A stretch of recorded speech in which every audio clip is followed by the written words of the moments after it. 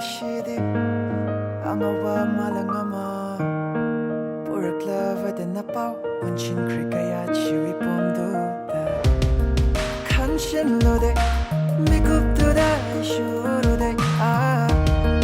Hachim kare ashidi tamushida wakashida punchishima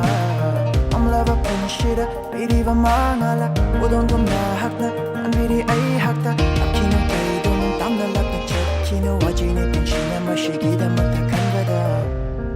Inglava Naushumdo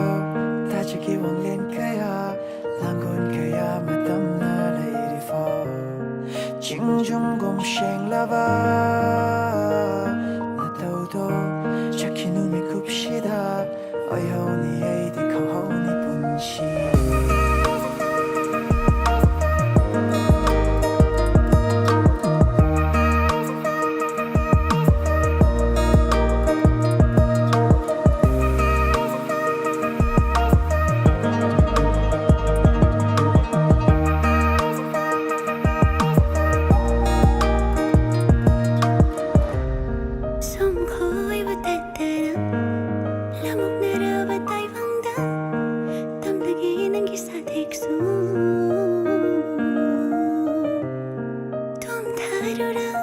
Bunsi so kick